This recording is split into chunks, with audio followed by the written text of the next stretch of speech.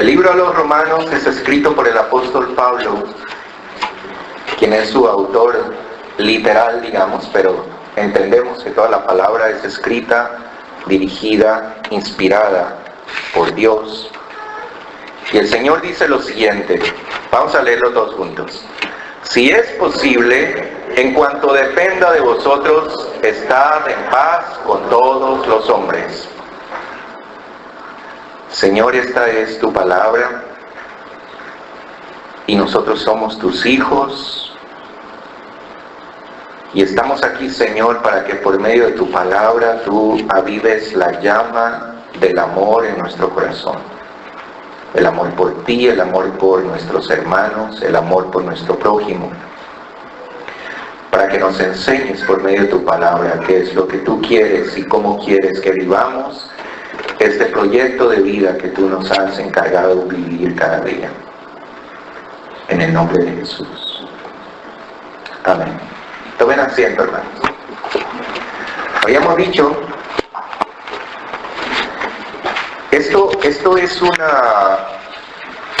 un letrero que se escribió alguna vez en la oficina de correos de San José, Costa Rica. Alguien lo puso en el internet y tiene 10 puntos que son valiosos para nuestras relaciones. Y lo que hemos hecho es compararlo con lo que dice la Biblia y respaldar cada punto con lo que la Biblia dice respecto a cómo tenemos que vivir nuestra vida para poder vivir en armonía, para poder vivir en paz, como dice el Señor, los unos con los otros. La Biblia es el manual de vida del hombre. La Biblia no es un libro común y corriente como cualquier otro. La Biblia es un libro de vida.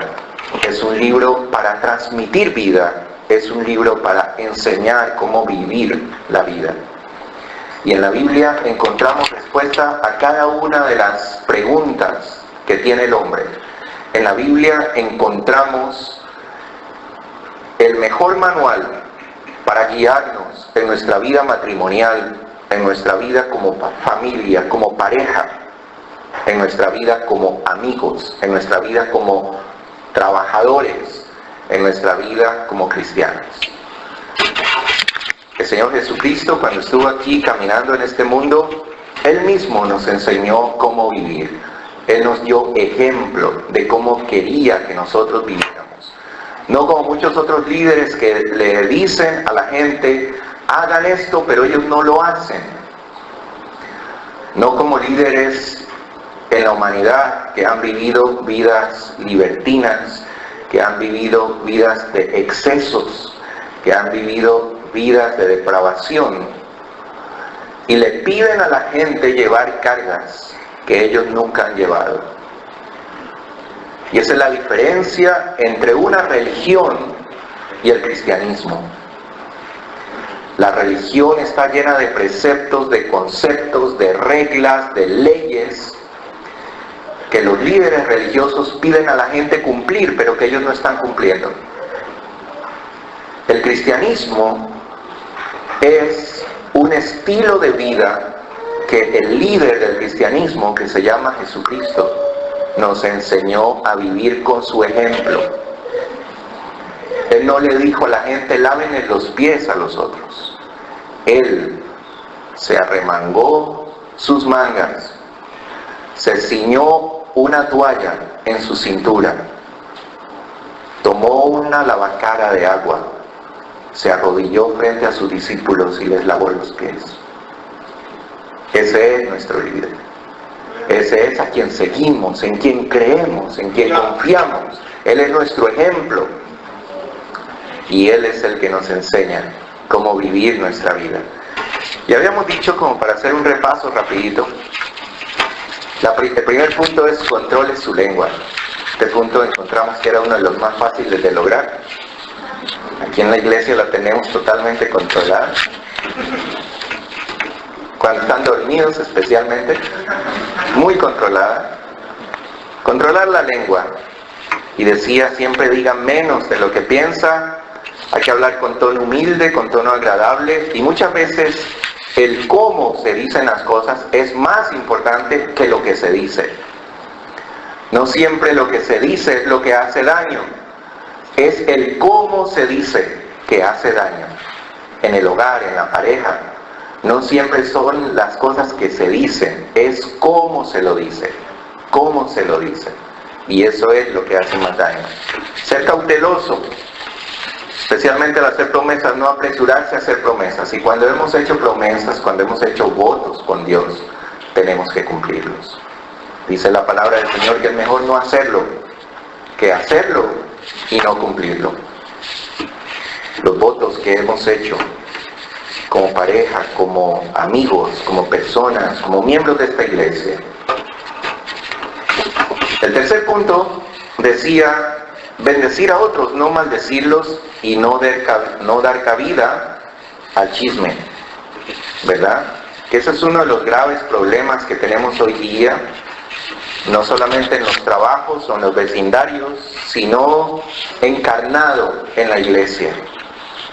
El chisme de una forma técnica, muchas veces, de una forma cristiana. Chismes cristianos.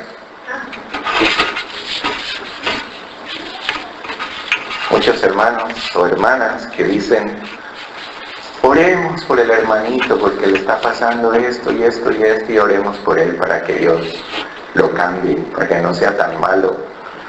Oremos por el pastor, ¿verdad? Porque es que el pastor sí es bueno, pero esto y esto y esto, oremos por él. Formas de levantar chismes y de levantar calumnias contra otras personas. Interesarse en los demás. La gente necesita que nos interesemos en ellos, sobre todo en estos países que a nadie le interesa el otro. Ustedes han visto en su trabajo, a ellos no les interesa si usted está enfermo, si usted está bien, si usted se le dañó el carro o si usted no vino a trabajar porque está triste. A ellos no les interesa eso. Y a la gente aquí no le interesa eso. A los oficiales de migración no les interesa su vida, no les interesa lo que pase con ustedes. A ellos les interesa la credibilidad, ¿verdad? Les interesan otras cosas. Y así es la gente. Pero nosotros como cristianos tenemos que ser diferentes. Interesarnos por los demás. Cuando vemos a alguien triste, acercarnos. Una vez, aquí en la iglesia, una persona estaba muy triste. Y alguien sintió en su corazón acercarse y darle un abrazo. Y cuando estábamos cantando, se acercó y le dio un abrazo. Y esta persona se puso a llorar. Necesitaba un abrazo. Necesitaba interesarnos por los demás.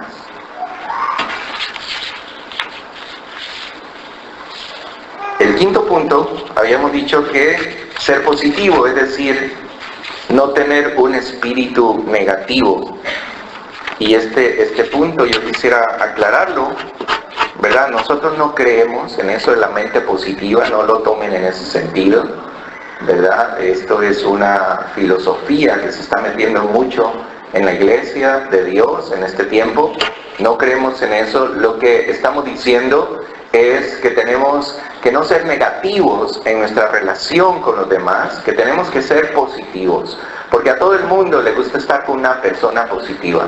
Cuando uno está derrumbado, cuando uno está angustiado, cuando uno está que no sabe qué hacer, uno quiere una persona al lado que lo levante, que le diga, mira, vamos, yo te ayudo, tratemos de hacerlo juntos, a ver, confía, vamos a hacerlo, ¿verdad?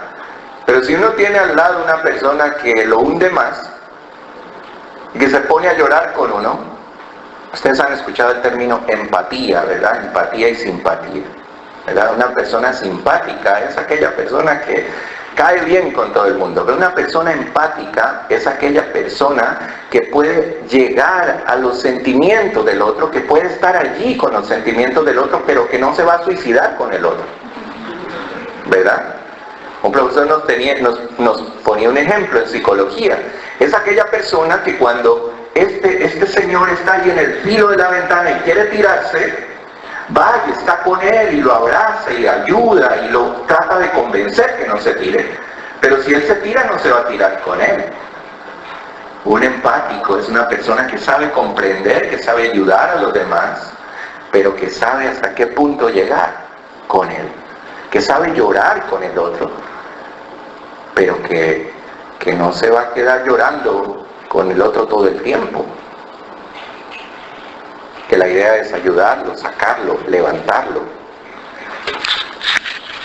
Y eso es a lo que nos referimos cuando hablamos de ser positivos. Y entonces entramos en el punto 6, que esto es lo que vamos a ver ahora, los siguientes 5 puntos, que es conservar una mente abierta, dice el artículo.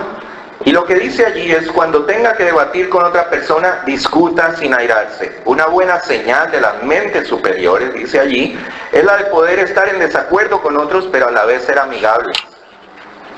¿Sí? ¿Cuántas veces nos es difícil hablar con otra persona sin enojarnos, sin resentirnos, sin sentirnos mal, ¿verdad? Sobre todo con la esposa, o con el esposo, o con la suegra? Qué difícil es eso. Qué difícil es lograr hablar y estar en desacuerdo, pero no enojarse. Pero mantener una postura, mantener una posición, ser amigable con esa persona, ¿verdad? Decirle los errores, decirle lo que está mal o lo que está viendo, o que él le diga a uno lo que está viendo en uno, sin enojarse, sin resentirse. Nos cuesta, ¿verdad? Nos cuesta. A todos nos cuesta. A mí me ha costado mucho. Yo recuerdo que cuando salíamos de aquí, al principio de la iglesia, mis hijos y mi esposa me iban criticando todo el camino en el carro. Y que dijiste esto, y que hiciste esto otro, y que te paraste así, y que esto no nos pareció, y que todas esas cosas. Y yo llegaba a la casa trompudo, ¿verdad? Y estaba todos 2 o 3 días callado, porque yo soy así, o sea, cuando me enojo yo me callo, gracias a Dios, ¿verdad? No reviento como otras personas, y me quedo mudo. Y entonces me pasaba así unos 2 o 3 días enojado, resentido, porque me habían dicho eso, y yo tratando, esforzándome por hacerlo lo mejor que podía, y me criticaban. Hoy día, cuando no me critican, me preocupo. Y entonces yo digo, no tienen nada que decir. Y de pronto aparecen cosas, porque no somos perfectos, ¿verdad? Pero me gusta que me digan, me gusta cuando alguien me llama a la casa o me dice: pastor, mire, ese día usted dijo esto y a mí no me pareció. O usted hizo esto y yo no estoy de acuerdo con usted. Me gusta. Pero eso no quiere decir que tenemos que enojarnos, tenemos que resentirnos con la persona que nos dice eso. Al contrario, tenemos que agradecerle, ¿verdad? Porque está tomando cuidado de nosotros. Tener esa mente abierta, como dice allí, para recibir, para poder debatir con otra persona, manteniendo una postura amigable, una postura de amor. 2 Timoteo 2:14 dice: recuérdales esto, le dice Pablo a Timoteo, exhórtales delante del Señor que no contiendan sobre palabras, lo cual para nada aprovecha, sino que es para perdición de los oyentes. Fíjense ustedes, discutir en palabras que no aprovecha para nada, sino que es para perdición, dice allí, dice la palabra de Dios, para perdición. Muchas veces, hermanos, nos enfrascamos en conversaciones que nos ponemos a discutir de la inmortalidad del cangrejo, ¿verdad? Y hablamos cosas así, que tratamos en cosas de la palabra, que si la palabra dijo esto, que si no dijo esto, que cómo lo entendemos y cómo esto y el otro, y al final terminamos enojados, al final terminamos resentidos, al final terminamos queriendo irnos de esta iglesia porque yo no creo lo que esa persona cree, porque no creo lo que el pastor cree, ¿verdad? Pero dice aquí, ¿de qué aprovechan? Recuérdales, exhórtales a los hermanos de la iglesia que no contiendan sobre palabras, no contiendan. Tú crees una cosa, yo creo otra cosa. Vamos a ponernos de acuerdo, vamos a vivir en paz, vamos a estar en armonía. Muchas veces con nuestra misma esposa, nosotros creemos cosas diferentes. Yo con mi esposa, la mayoría de las cosas creemos lo mismo, ¿verdad? Pero hay cositas que ella lo cree de una manera, yo lo creo de otra, pero no estamos peleando, no estamos resentidos por eso. Y es lo mismo en la iglesia del Señor. El uno cree que la salvación se pierde, el otro cree que la salvación no se pierde. El uno cree que hay que hablar en lenguas cuando recibe el Espíritu Santo, el otro cree que no hay que hablar en lenguas cuando se recibe el Espíritu Santo. El uno cree que recibimos el Espíritu Santo cuando recibimos al Señor Jesucristo. El otro cree que necesitamos otra experiencia para recibir el Espíritu Santo. Vamos a contender sobre eso. Trabajemos en los puntos que nos unen, en los puntos que nos llevan a trabajar juntos, que nos llevan a creer juntos, que nos llevan a amarnos, no en los que nos dividen. No en los que no dividen. ¿Tú crees que vas a perder la salvación? Está bien, lo respeto. Mira, pórtate bien para que no la pierdas. ¿verdad? Yo me porto bien porque soy salvo, no para ser salvo. No estoy diciendo yo, ¿verdad? Es un ejemplo. Y así, vivimos en armonía, vivimos en paz, trabajando juntos. Dice Santiago, por eso mis amados hermanos, todo hombre sea pronto para oír, tardo para hablar, ¿y qué? Tardo para airarse, tardo para airarse. Cuando uno escucha, ¿verdad? Más que lo que uno quiere hablar, es más difícil enojarse con lo que se está haciendo. Pero cuando hay dos allí que se pelean por hablar y que se pelean por exponer su punto de vista, a la final terminan peleando.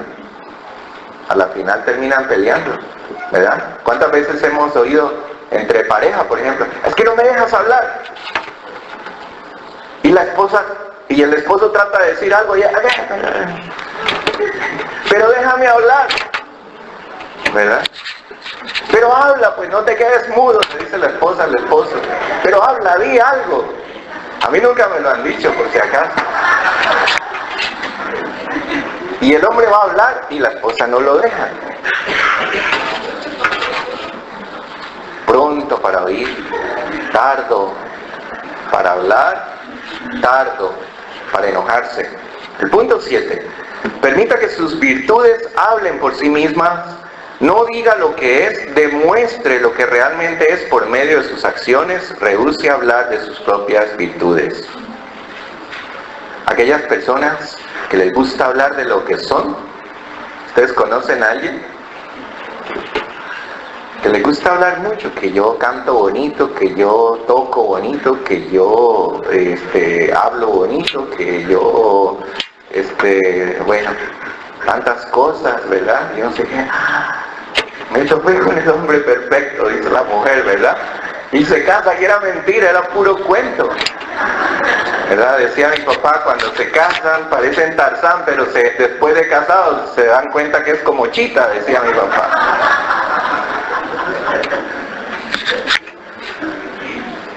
Muchas veces hablamos mucho, pero no demostramos lo que somos. No demostramos lo que realmente estamos diciendo ser. Y dice aquí, es preferible no hablar, es preferible demostrar las virtudes y que la gente vea y sepa lo que eres, no por lo que dices, sino por lo que ve en ti. Que no estés diciéndole a tu esposa muchas cosas bonitas, que la esposa vea lo que eres por lo que ella ve en ti cada día. Que como cristianos no estemos allí hablando y metiendo mucha paja, como dicen en Colombia, ¿verdad? A la gente, cuando la gente escucha algo, pero ve algo diferente en nosotros. Por eso es que la gente de hoy día no quiere creer en el cristianismo, porque conoce a los cristianos, porque los oye hablar muy bonito, porque les oye decir cosas lindas, porque los ve con la Biblia todo el tiempo, pero lo que están haciendo es lo mismo que hacen todas las personas de allá afuera. Por eso no creen. Una frase que me impactó mucho, que la oí en estos días de un profesor del college, él decía: la única diferencia entre los cristianos y los no cristianos es lo que dicen.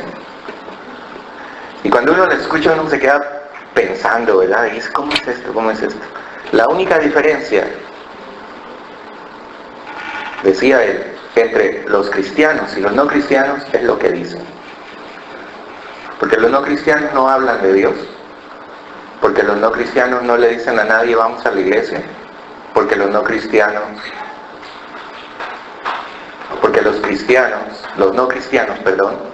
no dicen todas las cosas que nosotros sí decimos.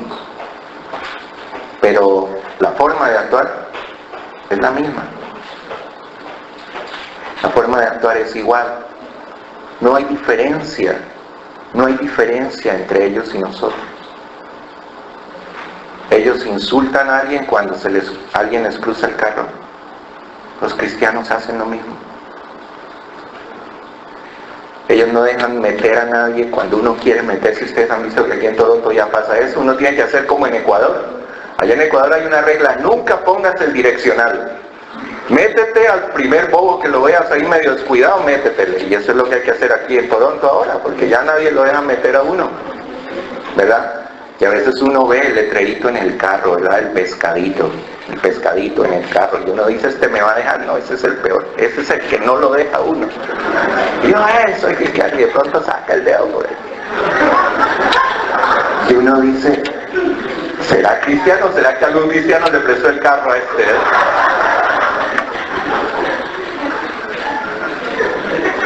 No, por eso yo no presto mi carro, porque cuando van a decir, ese era el pastor, sacó el dedo allí. Yo presté el carro en estos días, espero que no hayan hecho algo así, hermano. ¿Cómo? ¿Cristianos? ¿A los cristianos? Sí, estamos hablando de cristianos. Un sacerdote católico, una vez que cuando yo recién llegué a Canadá, yo estaba estudiando inglés y él era mi compañero, nos hicimos amigos y hablábamos del Señor y de la Biblia y de la iglesia. Y él me dijo una vez una frase que me llegó mucho también. Él dice, la diferencia entre la Biblia de un católico y un evangélico, decía él así, ¿verdad? Evangélico. Yo creo que todos entendemos aquí la diferencia entre un evangélico y un cristiano. Hay muchos católicos que no son cristianos, hay católicos que son cristianos. Hay evangélicos que son cristianos y hay evangélicos que no son cristianos. Creo que todos entendemos eso. Y dice, la diferencia entre la Biblia de un católico y un evangélico es que la una huele a polvo y la otra huele a sobaco. ¿Todos entienden qué es sobaco? Todos, ¿verdad? Los colombianos no vayan a decir nada, porque hay ecuatorianos aquí. Decía el sacerdote, decía que la Biblia de los católicos huele a polvo porque la tienen ahí amontonada en algún rincón de la casa y nunca la leen y está llena de polvo. Y cuando viene la abuelita a hacer rezar el rosario, ahí la desempolvan, ¿verdad? Pero tampoco la abren porque no la necesitan para rezar. Pero la Biblia del evangélico está todo el tiempo aquí, ¿verdad? Y nunca la abren tampoco, nunca la leen. Hay Biblias que yo veo hace un mes aquí, en los asientos de la iglesia, no sabemos ni de quién es porque no tiene nombre, pero se ve que no la necesitan, ni siquiera saben a lo mejor que la han dejado aquí. ¿Eh? La vamos a mandar a Haití. Todo lo que encontramos aquí, que nadie se lo lleva, lo estamos mandando a Haití. ¿Cuál es la diferencia? Permite, dice esta frase sabia, que tus virtudes hablen por ti misma. Santiago 2, 14 al 17 dice, está hablando de la fe y de las obras. Dice, ¿de qué aprovechará si alguno dice que tiene fe y no tiene obras? ¿Puede salvarle? ¿De qué aprovecha si alguien dice, yo soy cristiano, pero no está demostrando que es cristiano? ¿Puede salvarse, dice el Señor? Y si un hermano o una hermana están desnudos y tienen necesidad del mantenimiento de cada día, y alguno de vosotros le dice, id en paz, calentados, saciados, pero no les das las cosas que son necesarias para el cuerpo, ¿de qué aprovecha? Si nosotros estamos aquí orando y diciéndole al Señor, Señor, ayuda a los de Haití, ayuda a esta pobre gente que está sufriendo, y eso es lo que hacemos los días martes que venimos aquí, ¿verdad? Pero cuando decimos, mira, hay $7, un platito para que vengas y colabores, ¿sí? Y entonces ahí comienzan a preguntar, ¿y qué van a dar? ¿Y vale $7 ese plato? ¿Y será que vale?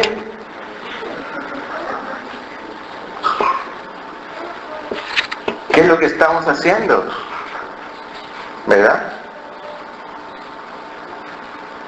Escuché de una iglesia que hicieron una actividad así, dijeron $10 el plato. Y cuando fueron les dieron un consomé de pollo. Una ¿cómo le llaman a eso en bowl? Dicen en inglés, ¿verdad? Pero no sé, ya se me olvidó el término en español.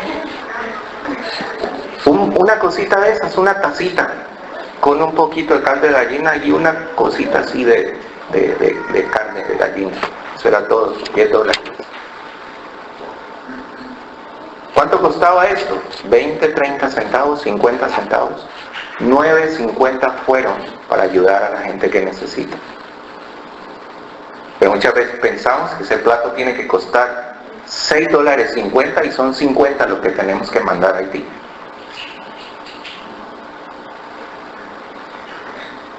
Y dice el Señor, así también la fe, si no tiene obras, es muerta en sí mismo.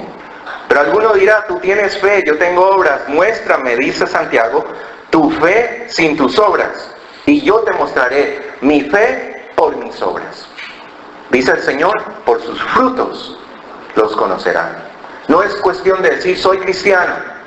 No es cuestión de decir, mira, yo tengo fe, yo creo en Dios. Hay que demostrarlo. ¿Y cómo se demuestra? Por obras. Por obras. Porque sabemos que un árbol es un árbol de aguacates porque hay aguacates ahí colgados. Porque sabemos que esa planta es de papas, porque aunque no las vemos, pero cuando sacamos la planta, las papas están allí. Pero si no tiene nada, y eso es lo que el Señor nos está diciendo. Dice que también los demonios creen, pero ellos tiemblan. ¿Tú dices, creo en Dios? Sí, dice Santiago. También ellos creen, y más que nosotros, porque ellos lo han visto, porque ellos estuvieron allá. Nosotros todavía no hemos ido allá. Y tiemblan. Jeremías dice, no se alabe el sabio en su sabiduría. Tú dices que eres sabio, no te alabes en tu sabiduría. Tú dices que eres valiente, no te alabes en tu valentía. Tú dices que eres rico, no te alabes en tus riquezas. Y dice Jeremías, mas en esto alábese el que se hubiere de alabar. Es decir, si alguien se quiere alabar, que no debería, ¿verdad? No debería, porque nadie debería alabarse a sí mismo. Que otros lo alaben, hasta eso como que es pasable, ¿verdad? Pero ni siquiera eso, porque se nos sube el ego. Estos días veíamos una película de romanos, se llama Quo Vadis, no sé cuántos de ustedes la han visto. Y cuando el general romano va entrando luego de las batallas ganadas y todas esas cosas, él lleva una corona de olivo, ¿verdad?, en su cabeza, que era un símbolo de grandeza, en su carruaje, muy bien vestido con su uniforme romano, y atrás de él, y esto es historia, siempre ocurría, atrás de él iba alguien que cuando él estaba saludando y todo el mundo ovacionándolo y diciéndole cosas, cuando él ya se estaba como emocionando, él le decía, recuerda que no eres Dios, eres solo un hombre. Y todo el tiempo, este siervo iba allá atrás de él recordándole eso. Recuerda que no eres Dios, que eres solo un hombre. El único Dios allí era, ustedes saben, César, ¿verdad?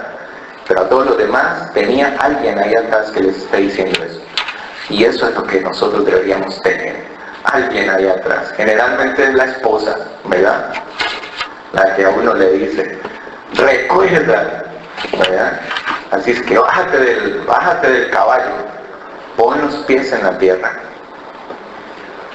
y date cuenta de lo que eres. Pero dice, mas alabes esto el que se hubiere de alabar en entenderme y conocerme que yo soy Dios, que hago misericordia, juicio, justicia en la tierra, porque estas cosas quiero, dice Jehová.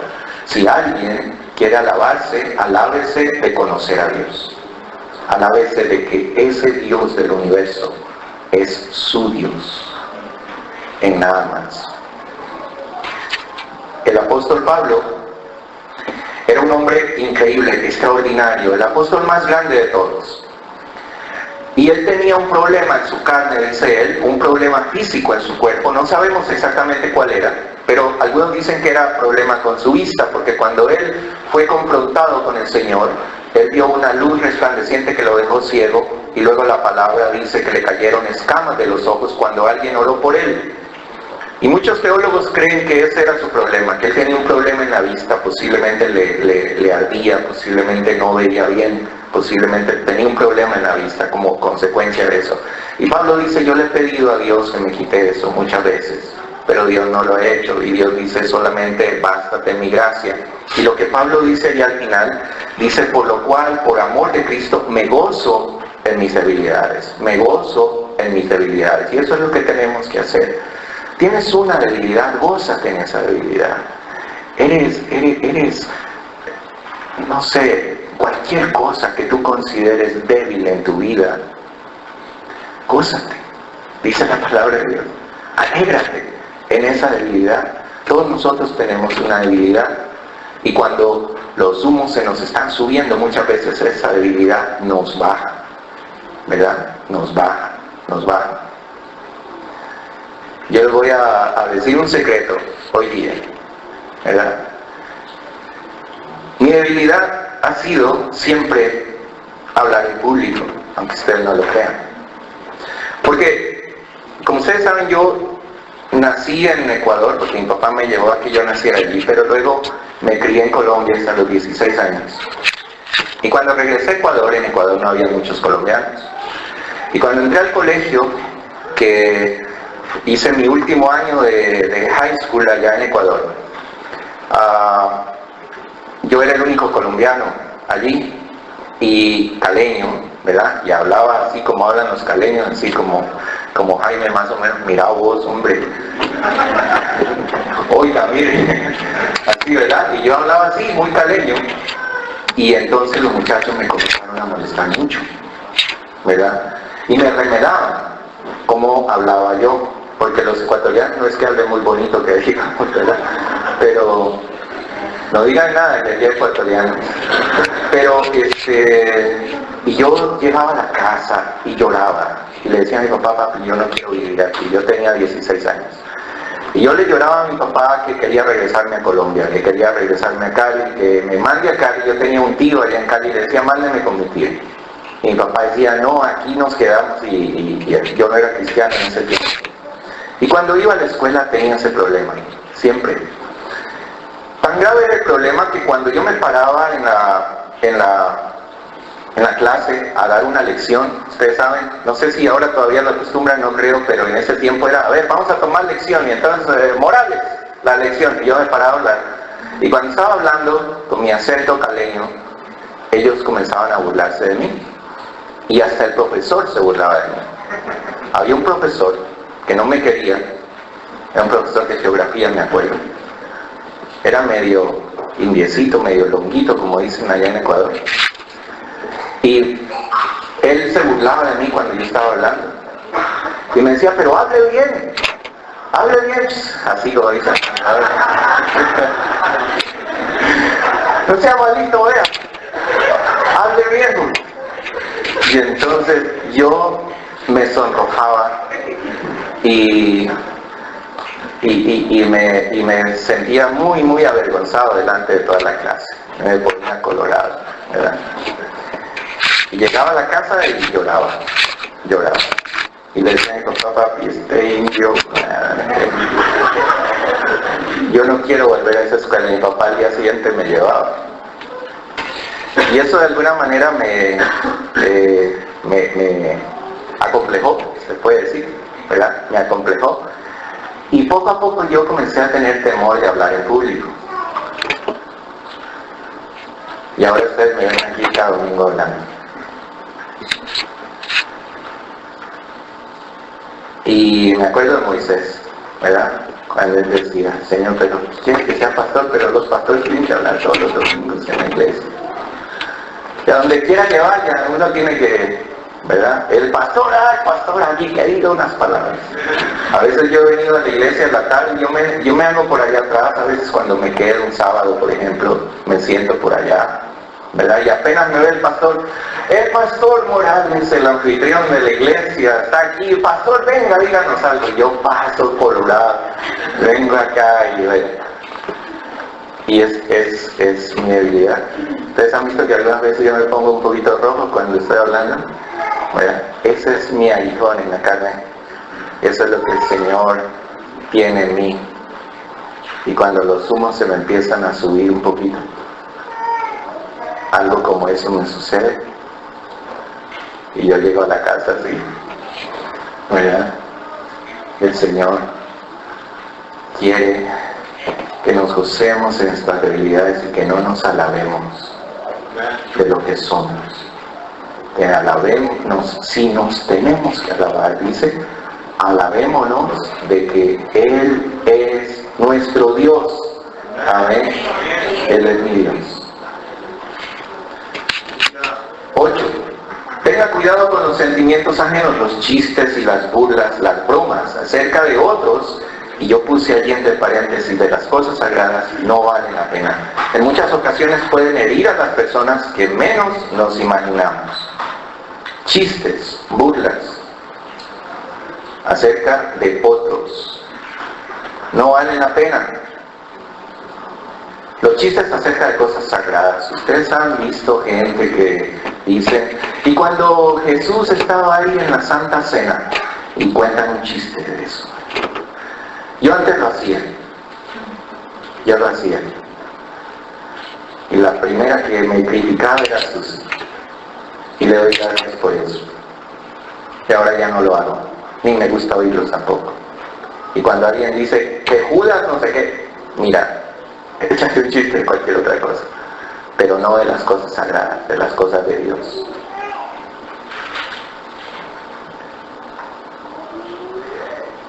Y burlarse o hacer chistes de otros no es una cosa que realmente se deba hacer.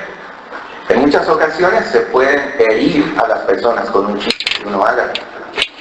Aquí en la iglesia tuvimos un ejemplo, y lo digo porque eso fue público, no fue un secreto.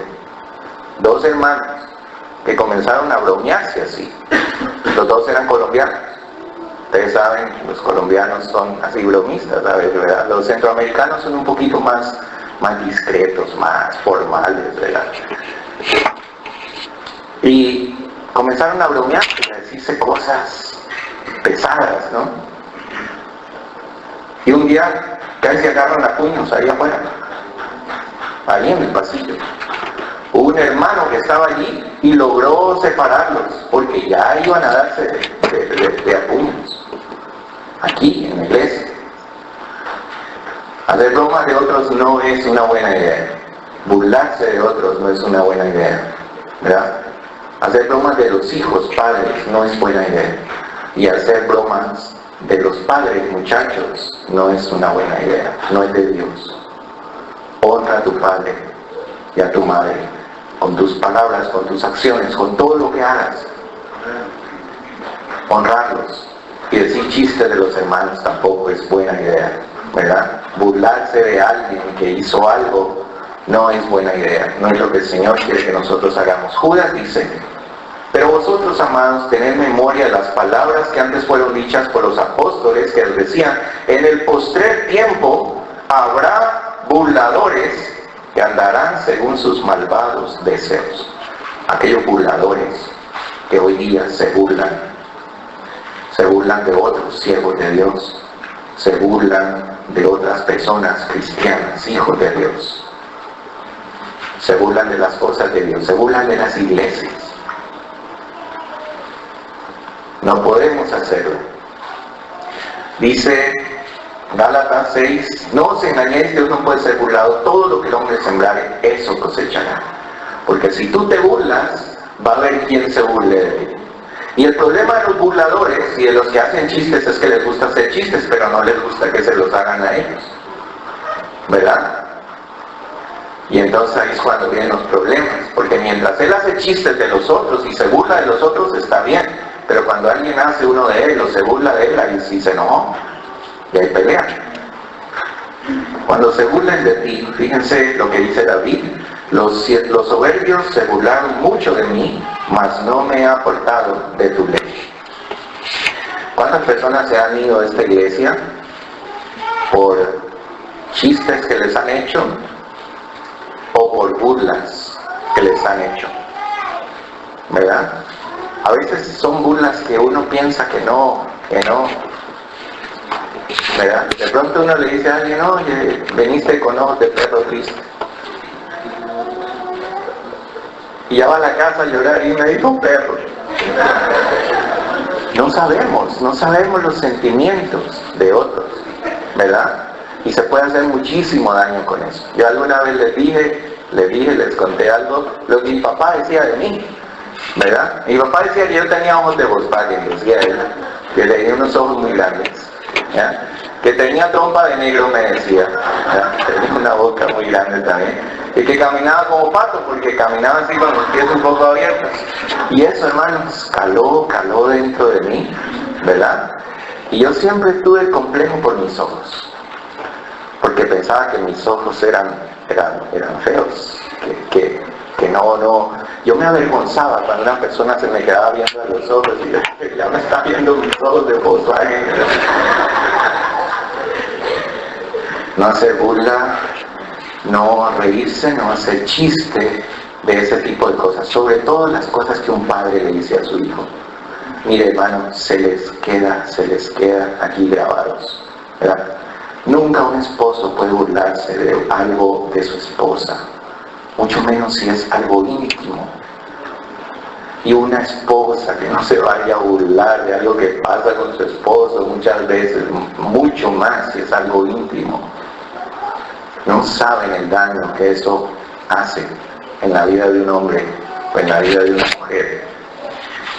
El punto 9 es en qué basar su autoestima. Nunca preste atención a los comentarios hirientes o críticas que vayan dirigidas a usted. Viva de tal modo que la gente no crea lo malo que alguien dice de usted. No dejemos que nuestro espíritu se llene de amargura hacia los demás. Esto solamente afectará a nuestros nervios, produciendo estrés. ¿En qué basamos nosotros como cristianos nuestra autoestima?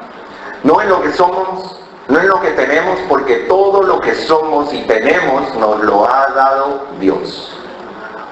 Sin Él no seríamos nada. Sin Él no tendríamos nada. Sin Él no estaríamos muchos de nosotros aquí. ¿A cuántos de los que estamos aquí Dios nos ha librado de la muerte? Y no solo una vez, varias veces. Por Él estamos aquí. Hay gente que va al hospital con gripa y se mueren. ¿Ustedes han oído eso? Y a nosotros nos ha dado de todo. Y todavía no nos hemos muerto, aquí estamos. ¿Por qué? Porque el sistema de salud de Canadá es muy bueno. Porque todavía estoy joven y tengo buenas defensas. No, por Dios, por lo que Dios es, por lo que Dios ha hecho en nosotros, por Él estamos aquí. Y nuestra autoestima depende de Él, de lo que Él dice de nosotros. de lo que Él considera que somos nosotros. A mí no me importa.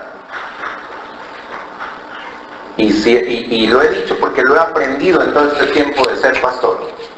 Porque si me importara, hermano, yo estaría ya en un manicomio. Lo que la gente dice de mí. No me importa.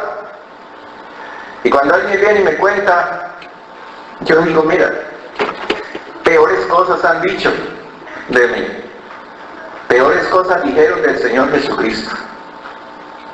Al Señor Jesucristo le hicieron peores cosas. A mí todavía nadie ha venido aquí a darme una bofetada, ni a ponerme una corona de espinas en la cabeza, ni a darme de azotes. Todo eso hicieron con mi Señor. Y si yo me entero que alguien dijo algo de mí, más bien me río.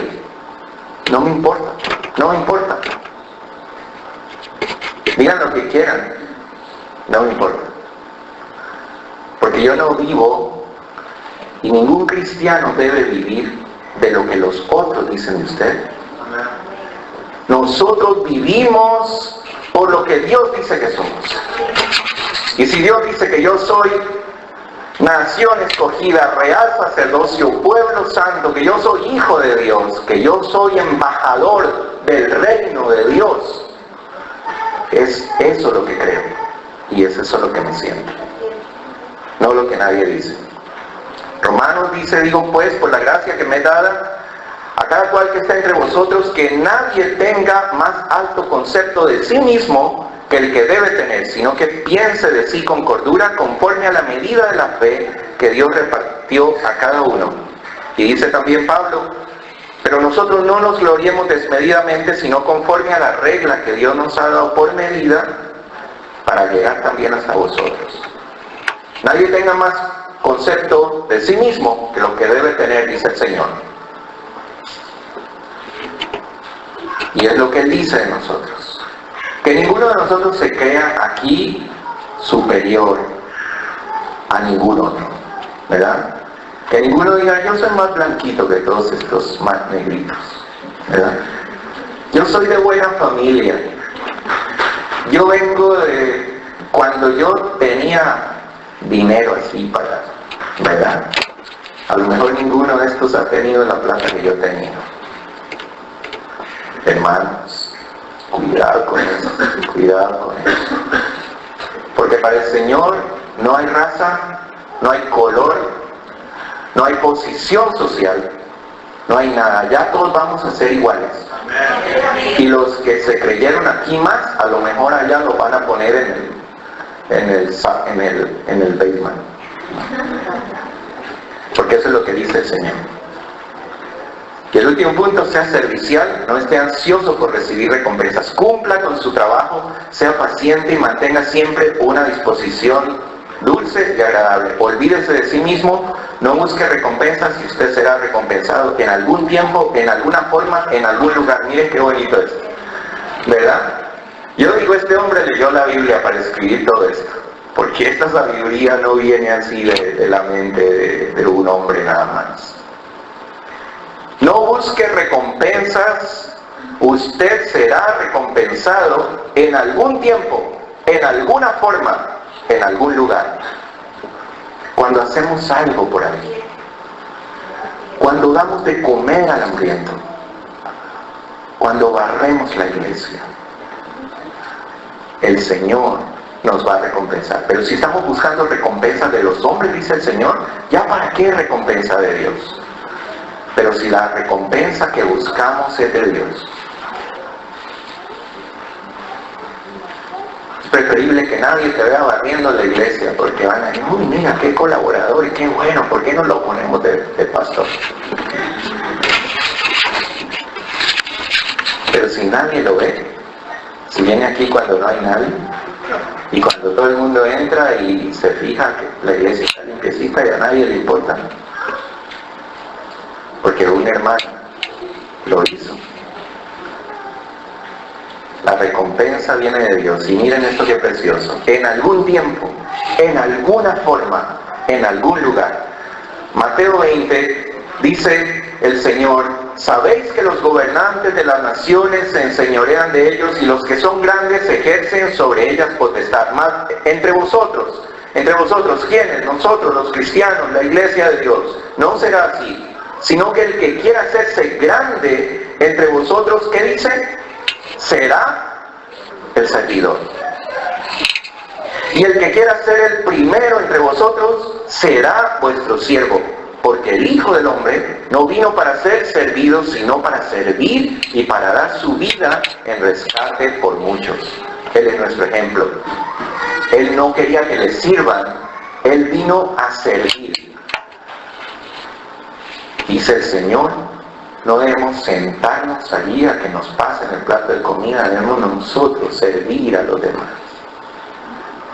No debemos esperar a encontrar la iglesia limpiecita, que huela rico. Nosotros somos llamados a hacerlo, a servir a tu esposa, a servir a tu esposo, servir a tus hijos, los hijos servir a tus padres, ¿verdad? Pero cuando alguien se sienta que lo sirvan, no está siguiendo el ejemplo del Señor, porque Él nunca se sentó a que lo sirvieran. ¿Recuerdan cuando Él resucitó? Llegó a la playa, dice la palabra del Señor, y ellos estaban allá pescando. ¿Y qué hizo el Señor? Se puso a cocinar. Miren qué lindo, qué precioso. El Señor, ese es nuestro Señor, estaba resucitado, con un cuerpo glorioso. Había vencido la muerte, había vencido la enfermedad, había ganado el reino, el trono del universo. Y llegó a la playa y armó una fogata. Y cuando ellos estaban allí ocupados, los llamó y les dijo, miren, la cena está servida. El Señor lo hizo. ¿Y cuánto nos cuesta a nosotros hacer eso? ¿Cuánto nos cuesta a nosotros hacer eso mismo? ¿A cuánto nos gusta que nos sirvan, que nos traten bien, que la iglesia esté limpia, que no huela feo, que esté calientita?